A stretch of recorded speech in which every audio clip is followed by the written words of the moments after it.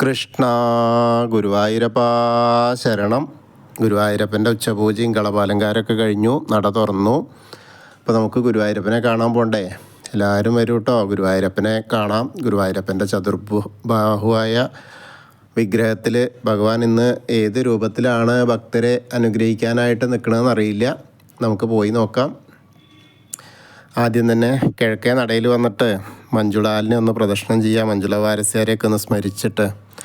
പിന്നെ ആ വെങ്കല ഗരുഡ ശില്പവും അതേപോലെ കുചേലൻ്റെ ശില്പമൊക്കെ കണ്ട് തൊഴുത് നേരെ അത്തിമര ഗണപതി ക്ഷേത്രത്തിൽ വന്ന് ഗണേശനെ കണ്ട് തൊഴാം. പിന്നെ അങ്ങനെ വരുമ്പോൾ ആ കാളിയമർദ്ദന രൂപമൊക്കെ കണ്ട് തൊഴുത് നേരെ ഗോപുരവാതിൽ കടന്ന് അകത്തേക്ക് വരിക. കൊടിമരവും അതേപോലെ വലിയ ബലിക്കല്ലും ഗജരാജൻ കേശവൻ്റെ 2 കൊമ്പുകളും നടുക്കുള്ള ലക്ഷ്മി ദേവീനൊക്കെ കണ്ട് തൊഴുത് നേരെ വാതിൽപ്പടി കയറുക. വാതിൽപ്പടി കയറുമ്പോൾ ഇടത് വശത്തെ മേൽപ്പത്തൂരിൻ്റെ പീഠവും കിടാവിളക്ക് കാണാം. വലത് വശത്തെ ആദ്യത്തെ തൂണും നോക്കി തൊഴുത് നമ്മൾ ഭഗവാന്റെ ശ്രീലകത്തേക്ക് നോക്കുകയാണ്. ശ്രീലകത്തേക്ക് ഇങ്ങനെ നോക്കുമ്പോൾ വളരെ മനോഹരമായ കാഴ്ച. ഇന്ന് കളഭം കൊണ്ട് ആദ്യം കാണുന്നത് പാമ്പിനെയാണ്. അങ്ങനെ പാമ്പിൻ്റെ ആ ഫണം കാണുന്നു. അങ്ങനെ മുകളിലേക്ക് നോക്കുമ്പോൾ ആ ഫണത്തിൻ്റെ മുകളിൽ ഉണ്ണിയുടെ കാൽപാദങ്ങൾ കാണാനുണ്ട്. ഇന്ന് കാളിയമർദ്ദനാട്ടോ. അപ്പോൾ ആ കാൽപാദങ്ങളിൽ അങ്ങനെ നൃത്തം ചെയ്യുന്ന കാഴ്ചയാണ്. കാൽത്തളകൾ അണിഞ്ഞിട്ടുണ്ട്. നല്ല ഒരു കാല് വലത്തെ കാല് ഇങ്ങനെ അമർത്തി ചവിട്ടി ഇടത്തെ കാല് ഇങ്ങനെ പൊക്കി പിടിച്ച് അങ്ങനെ മുകളിലേക്ക് നോക്കിയാൽ ആ പട്ടുകോണൊക്കെ അങ്ങനെ എടുത്തിട്ടുണ്ട്. ചെറിയൊരു ഉണ്ണിയാണ്. അരയിൽ അരമണി കിങ്ങിണിയൊക്കെ കാണാണ്ട് മുകളിലേക്ക് മാറത്ത് നോക്കിയാൽ ഒരു മാങ്ങാമ്പാല, ഒരു പതക്കം പോലത്തെ മാല, അതിന് നടുക്കായിട്ടൊരു ഗോപീതിലകം വെച്ചിട്ടുണ്ട്. അതേപോലെ കൈവളകൾ കാണാണ്ട്, തോൾവളകൾ കാണാണ്ട്. വലത്തെ കയ്യിൽ പൊന്നോടക്കുഴലുണ്ട്, പിടിച്ചിട്ടേ ഉള്ളൂ, വിളിക്കണമൊന്നുമില്ല. ഇടത്തെ കയ്യിൽ ആ കാളിയമ്പാമ്പിൻ്റെ വാലും പിടിച്ചിട്ടുണ്ട്. എങ്ങോട്ടും പോകണ്ട, അവിടെ നിൽക്കുക എന്ന് പറഞ്ഞിട്ട് ചവിട്ടി കളിക്കുമ്പോഴേ വാല് പോകണ്ട, എങ്ങോട്ടും താന്ന് പോകണ്ടെന്ന് വെച്ചിട്ട്. അങ്ങനെ മുകളിലേക്ക് നോക്കിയാൽ നല്ല പുഞ്ചിരിയാണ്. ഇതൊന്നൊക്കെ പ്രശ്നമില്ല എന്ന് പറഞ്ഞിട്ടാണ് ചിരിച്ചുകൊണ്ടിരിക്കുന്നത്. അങ്ങനെ ആ തിരുനെറ്റിയിലൊരു ഗോപീതിലകം വെച്ചിട്ടുണ്ട്. അതേപോലെ കാതിൽ ചെവിപ്പൂക്കൾ വെച്ചിട്ടുണ്ട്. പൊന്നിൻ്റെ കിരീടം ചാർത്തിയിട്ടുണ്ട്. അതിന് മുകളിൽ 2 തിരുമുടിമാല ഉണ്ട്. വെളുത്ത പൂവ്, പിന്നെ കുറേശ്ശെ ഓരോ പൊട്ടുപോലെ തെച്ചിപ്പൂവ്, അതേപോലെ തന്നെ തെച്ചിയും തുളസിയായിട്ടുള്ള വേറൊന്നും. 2 തിരുമുടിമാലയുണ്ട്. അതേപോലെ 2 ഉണ്ടമാലയുണ്ട്. ഉണ്ടമാലയും വെളുത്ത പൂവും തെച്ചിയും കൂടിയുള്ളതും തുളസിയും കൂടിയുള്ള മാതിരി. പിന്നെ വിധാനമായിട്ട് 3-4 ഉണ്ടമാലകൾ, തുളസിമാലകൾ മേലുണ്ട്. എല്ലാം കൊണ്ടും വളരെ മനോഹരമായിട്ടുള്ളൊരു കാഴ്ച. അപ്പോൾ നമ്മളെല്ലാവരും ഇപ്പോൾ ഭഗവാന്റെ ശ്രീലകത്തേക്ക് നോക്കിയിട്ട് സോപാനപ്പടിയിൽ നിൽക്കുകയാണ്. സോപാനപ്പടിയിൽ നിന്ന് കാണുന്ന ആ ഒരു കാഴ്ചയാണ്. നന്നായിട്ട് പ്രാർത്ഥിച്ചോളൂ. എല്ലാവരും മനസ്സുകൊണ്ട് ഭഗവാനെ നന്നായിട്ട് പ്രാർത്ഥിച്ചോളൂ കേട്ടോ. അപ്പോൾ ആ ഭഗവാന്റെ അനുഗ്രഹം നമ്മളിലേക്ക് എത്തും. അങ്ങനെ തൊഴുത് ഇറങ്ങിക്കഴിഞ്ഞാൽ നേരെ അഗ്നികോണിലുള്ള ബലിക്കല്ലും അതേപോലെ ഭഗവാന്റെ ആ തിടപ്പള്ളിയൊക്കെ കണ്ട് തൊഴുത് ചുവരിൻ്റെ മുകളിലുള്ള ചെറിയ ആലിലക്കണനെയും കണ്ട് തൊഴാം. പിന്നീട് സപ്തമാതാക്കളെ കണ്ട് തൊഴാം. അവിടെ ഒന്ന് പ്രാർത്ഥിച്ചതിന് ശേഷം ഗണേശനെ കാണാനായിട്ട് പോവാം. ഗണേശൻ്റെ അവിടെ വരുമ്പോൾ അവിടെയും കൊമ്പ്, തുമ്പി, കൈയൊക്കെ നന്നായിട്ട് ചാർത്തിയിട്ടുണ്ട്. കിരീടമൊക്കെ വെച്ചിട്ടുണ്ട്. ധാരാളം മാലകളൊക്കെ ഉണ്ട്.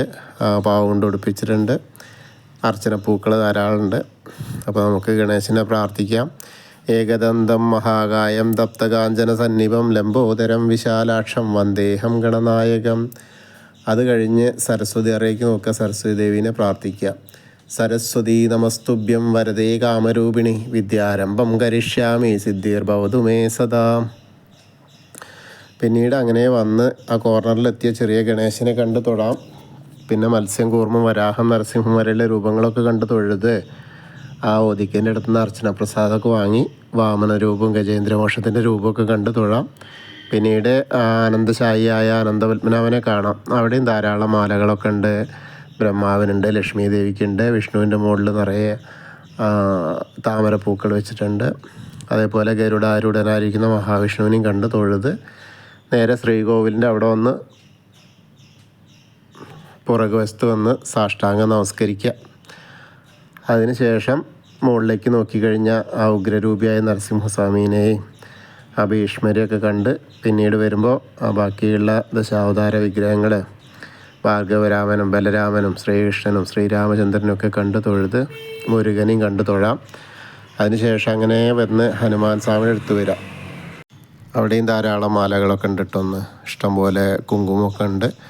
അപ്പോൾ നമുക്ക് പ്രാർത്ഥിക്കാം.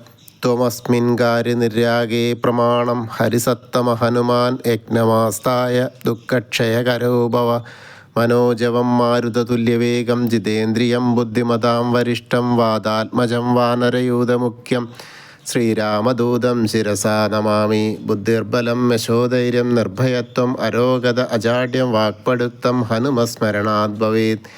ഓം നമോ ഭഗവതേ ആഞ്ജനേയായ മഹാബലായ സ്വാഹ. അത് കഴിഞ്ഞ് അവിടുന്ന് വരുമ്പോൾ രാധാകൃഷ്ണ വിഗ്രഹം, കാളിയമർദ്ദന രൂപം, വെണ്ണക്കണ്ണനെയൊക്കെ കണ്ട് തൊഴുത് ഓവിൻ്റെ അവിടെ വന്ന് പ്രാർത്ഥിക്കാം. തൊട്ടടുത്തുള്ള താമരക്കണ്ണനെ, കൽപ്പകവൃക്ഷത്തിൻ്റെ ചുവട്ടിലിരിക്കുന്ന താമരക്കണ്ണനെയും കണ്ട് തൊഴുത് നേരെ കിഴക്ക് വശത്തേക്ക് മുകളിലേക്ക് നോക്കിയാൽ കൊടിമരം കണ്ട് തൊഴാം. പിന്നീട് മണിക്കിണറും ഭഗവാന്റെ നൃത്താറിയും കടാവൾക്കൊക്കെ കണ്ട് തൊഴുത് നേരെ നമ്മൾ അടുത്ത ഭാഗത്തേക്ക് എത്തിയ കുറൂരമ്മി, നാരദരി, മേൽപ്പത്തൂരിന്, വസുദേവരൊക്കെ കണ്ടു തൊഴുത് നേരെ നമ്മൾ വടക്കേ നടയിൽ കൂടെ പുറത്ത് വന്ന് അങ്ങനെ പ്രസാദ കൗണ്ടറിൻ്റെ അവിടെ നിന്ന് ചന്ദനവും തീർത്ഥമൊക്കെ വാങ്ങാം. അത് കഴിഞ്ഞ് എടത്തരികത്തുകാവിലെ ഭഗവതിയെ കാണാനായിട്ട് പോവാം. അങ്ങനെ നമ്മുടെ അവിടെ എത്തിയ കഴിഞ്ഞാൽ ഇന്ന് നോക്കുമ്പോൾ ഒന്ന് ഗോളകയാണ്. ബാക്കിയുള്ള ഭാഗങ്ങളൊക്കെ പാട്ട് ഉറിഞ്ഞൊടിപ്പിച്ചിട്ടുണ്ട്. ധാരാളം മാലകളുണ്ട്, തെച്ചിപ്പൂവിൻ്റെ മാലകളുണ്ട്, അതേപോലെ താമരയുടെ മാലകളൊക്കെ ഉണ്ട്. അപ്പോൾ നമുക്ക് പ്രാർത്ഥിക്കാം. സർവമംഗളമാംഗല്യേ ശിവേ സർവാർത്ഥസാധികേ ശരണ്യേ ത്രയംബകേ ഗൗരി നാരായണി നമോസ്തുതേ. അമ്മയെ കണ്ട് തൊഴുത് കഴിഞ്ഞാൽ നേരെ വടക്ക് പടിഞ്ഞാറ് ഭാഗത്തേക്ക് എത്തിയിട്ട് തിരിഞ്ഞു നിന്ന് മമ്മിയൂരപ്പനെ നോക്കുക. എന്നിട്ട് നമശിവായ നമശിവായ നമശിവായ എന്നുള്ള പഞ്ചാക്ഷരി മന്ത്രം ജപിക്കുക. അതിനുശേഷം അവിടുന്ന് ഇങ്ങനെ വരുമ്പോൾ കൊടിമരത്തിൻ്റെ അവിടെയും വന്ന് പ്രാർത്ഥിക്കാം. പിന്നീട് കൂത്തമ്പലത്തിൽ വന്ന് തൊഴുത് പ്രാർത്ഥിക്കാം. അതിനുശേഷം അയ്യപ്പസ്വാമിയെ കാണാനായിട്ട് വരാം. അങ്ങനെ അയ്യപ്പസ്വാമിയുടെ അവിടെയും നല്ല കളഭം കൊണ്ട് ചാർത്തിയിട്ടുണ്ട്. അതേപോലെ കിരീടം വെച്ചിട്ടുണ്ട്, നല്ല പാവ് കൊണ്ട് ഉടുപ്പിച്ചിട്ടുണ്ട്, അരയിലൊരു മഞ്ഞ അത് കെട്ടിയിട്ടുണ്ട്, നല്ല രസമായിട്ടുണ്ട്. അപ്പോൾ നമുക്ക് പ്രാർത്ഥിക്കാം. ഭൂതനാഥ സദാനന്ദ സർവഭൂതദയാപര രക്ഷ രക്ഷ മഹാബാഹോ ശാസ്തേ സ്തുഭ്യം നമോ നമ. അതിനുശേഷം നേരെ വന്ന് പടിഞ്ഞാറ് നടയിലുള്ള ദീപസ്തംഭത്തിൻ്റെ മുകളിലുള്ള വേണുഗോപാലിനെയും കൊടിമരത്തിൻ്റെ മുകളിലുള്ള ഗരുഡധ്വജനെയും കണ്ട് തൊഴുത് പടിഞ്ഞാറ് നടയിൽ കൂടെ പുറത്ത് വന്ന് രുദ്രതീർത്ഥക്കുളത്തെ പ്രദർശനം ചെയ്യുക. പ്രദർശനം ചെയ്യുമ്പോൾ നടുക്കിലേക്ക് നോക്കിയാൽ ആ കാളിയമർദ്ദന രൂപിയെ കണ്ട് തൊഴാം. പിന്നീട് നാരായണാലയത്തിൽ വന്നിട്ട് പൂന്താനം തിരുമേനി പൂജിച്ചിരുന്ന ഉണ്ണിക്കണ്ണൻ്റെ വിഗ്രഹം കണ്ട് തൊഴാം.